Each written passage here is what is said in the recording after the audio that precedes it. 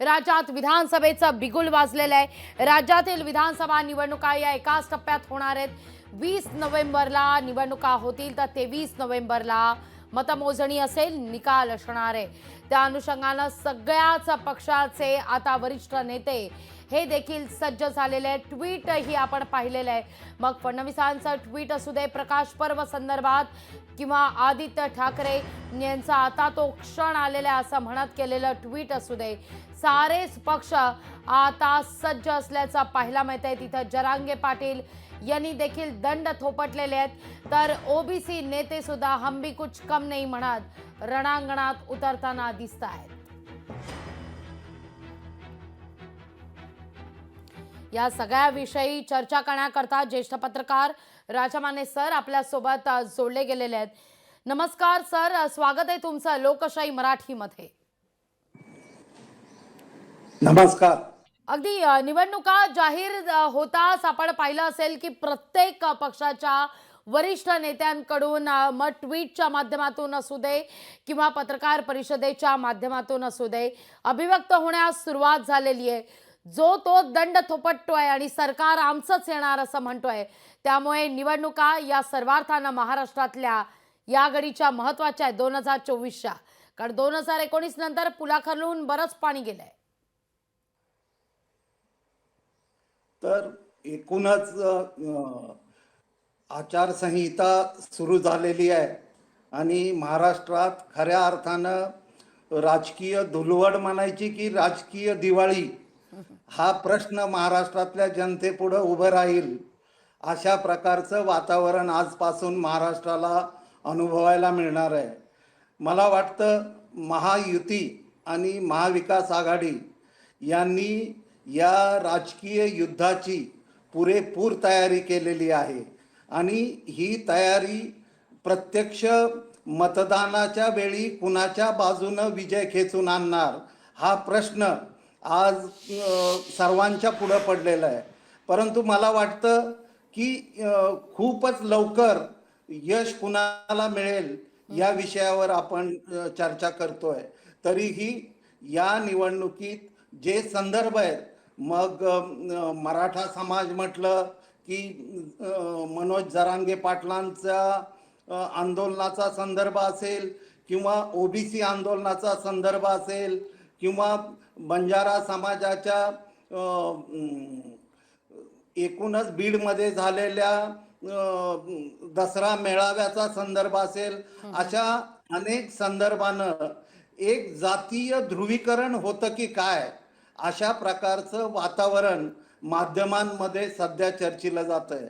परंतु मला असं वाटतं की एकूण दोन्ही आघाड्यांची सध्याची जी तयारी आहे की या जातीय ध्रुवीकरणाचा फटका कमीत कमी आपल्याला कसा बसेल याची तयारी अगदी आपण आज झालेल्या विधान परिषदांच्या निवडणुकांचं जर बघितलं, ज्या नियुक्त्या झाल्या त्या नियुक्त्यांमधली नावं पाहिली तरी आपल्याला लक्षात येईल की प्रत्येक निवड प्रत्येक निर्णय हा महाराष्ट्रातल्या प्रत्येक विभागाला आपल्याला अधिकच मिळवून देईल अशा पद्धतीचा महायुतीनं घेतलेला आहे।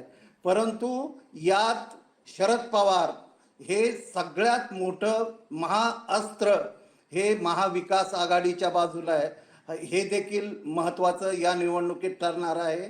या महाअस्त्राला उत्तर देवेंद्र फडणवीस असतील, मुख्यमंत्री एकनाथ शिंदे असतील किंवा अजितदादा असतील, कशा पद्धतीनं उत्तर देण्याची त्यांनी मोर्चेबांधणी केली आहे हा खरा मुद्दा आहे।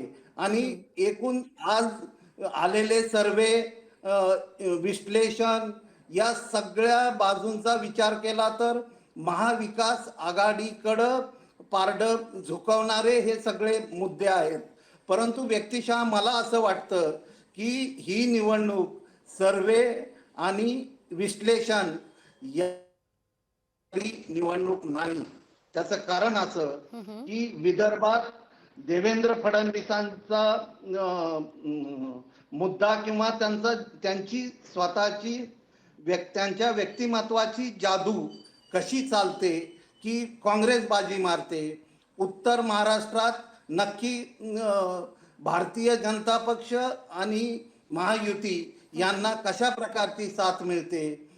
मुख्यमंत्री एकनाथ शिंदे यांनी मुंबईत ज्या पद्धतीनं आक्रमक पद्धतीनं घोषणा आणि कामं दाखवण्याची जी मोहीम हाती घेतली होती त्याचा मुंबई कोकण या विभागावर नक्की कशा प्रकारचा परिणाम होतो त्यावर या विधानसभेची निवडणूक आणि महायुतीचं यश अवलंबून राहणार आहे.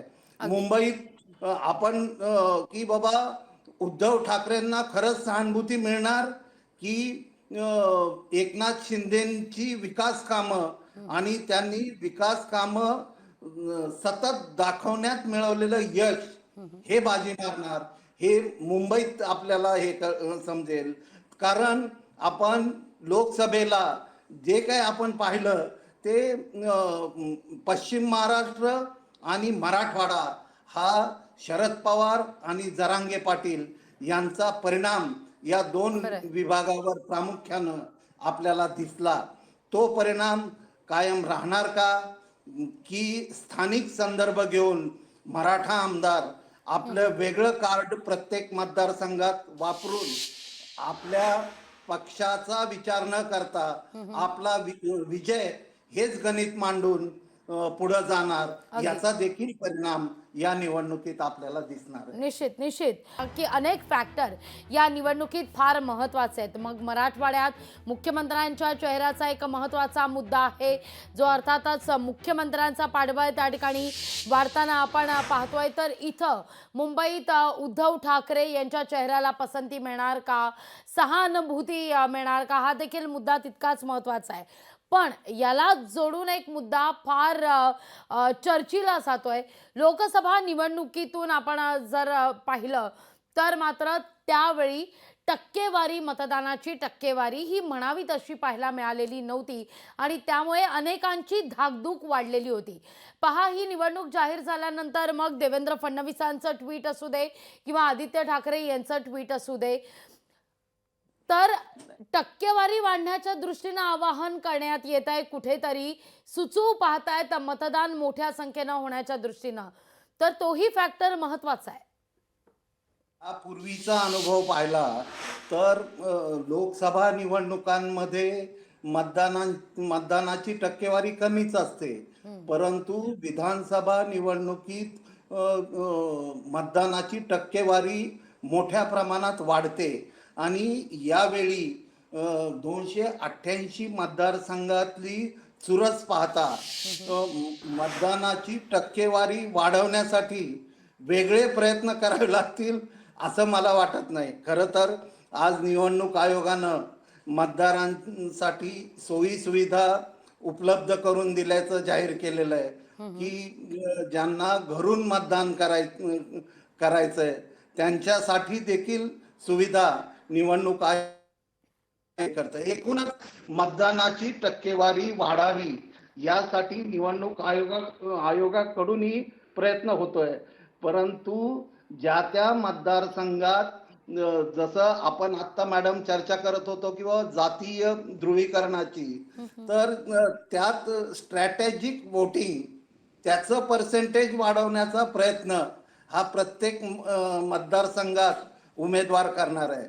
जसं लोकसभेला मुस्लिम समाजाचं स्ट्रॅटेजिक वोटिंग हे महाविकास आघाडीच्या पथ्यावर पडलं होतं, त्या पद्धतीनं महाराष्ट्रातल्या अनेक विधानसभा मतदारसंघात अनेक वेगवेगळ्या जातींचं प्राबल्य आहे आणि त्या जातीच्या प्राबल्यानुसार आपला उमेदवार विजयी व्हावा यासाठी त्या जातीचं स्ट्रॅटेजिक वोटिंग वाढेल कसं यावर उमेदवारांचा प्रयत्न असेल. आणि त्या अँगलनं ही निवडणूक खूप वेगळी ठरणार आहे. प्रचाराचे मुद्दे राज्य पातळीवरचे काय होते यापेक्षाही स्थानिक पातळीवर चे मुद्दे आणि स्थानिक पातळीवरचं राजकारण याचा परिणाम हा विधानसभा निवडणुकीवर होणार आहे. आणि त्या परिणामामध्ये विशेषतः पश्चिम महाराष्ट्र आणि मराठवाडा या विभागात मनोज जरांगे पाटील फॅक्टर काय रंग भरणार हा देखील मुद्दा फार महत्त्वाचा ठरणार आहे. पूर्वी आपण महत्वाची बातमी सुद्धा पाहिली, उद्याची पत्रकार परिषद मवियाची पुढे ढकलण्यात आलेली. अद्यापही या सगळ्या संदर्भात तारीख काही स्पष्ट होत नाहीये. नेमकं जागा वाटपावरून काही अडलंय का, काय नेमके संकेत मिळत आहेत का पत्रकार परिषदेवर तारीख पे तारीख आहे? एकतर विदर्भातलं महाविकास आघाडीचं जागा वाटप हा कळीचा मुद्दा आहे. कारण काँग्रेस ही पारंपरिक पद्धतीनं विदर्भावर राज्य करत आलेली आहे बरीच वर्ष. त्या पार्श्वभूमीवर विदर्भातल्या जास्तीत जास्त जागा आपल्याकडं राहाव्या असा प्रयत्न काँग्रेसचा राहणार आहे. आणि आपण पाहिलं असेल की शरद पवार यांनी पश्चिम महाराष्ट्रातली बांधणी केल्यानंतर त्यांनी आपला मोर्चा हा विदर्भाकडं वळवला आणि तो वळवत असताना आपल्या पक्षाला तिथं कशा पद्धतीनं शिरकाव करता येईल विदर्भात यासाठी त्यांची मोर्चे बांधणी चालू असल्याचं आपल्याला त्यांच्या दौऱ्यांवरून दिसलं. या पार्श्वभूमीवर काँग्रेस जास्तीत जास्त जागा आपल्याला विदर्भात कशा मिळतील या प्रयत्नात असल्याचं दिसतं. हे एक आहे. आणि प्रत्येक विभागामध्ये आपण पाहिलं की शरद पवारांच्या राष्ट्रवादीमध्ये इन्कमिंग वाढलेलं आहे आणि त्या इन्कमिंगचा परिणाम हा तिकीट वाटपांवर देखील होतो. खरं तर जे शरद पवार गटाकडचं जे इन्कमिंग आहे ते अपेक्षितच होतं. ती यादी जर आपण पाहिली आणि गेल्या 6 महिन्यातल्या या सर्व नेत्यांच्या हालचाली जर पाहिल्या तर ही मंडळी शरद पवारांकडे जाणार होतीच, परंतु त्याचं मोठ्या प्रमाणात ब्रँडिंग करण्यात शरद पवार आणि महाविकास आघाडी यांना यश आलं. त्यामुळे या सगळ्या घटकांचा कुठेतरी परिणाम होताना दिसतोय. सर, खूप खूप धन्यवाद आमच्याशी संवाद साधलात त्याबद्दल. लोकशाही मराठी ऐका, पहा, जागरूक रहा.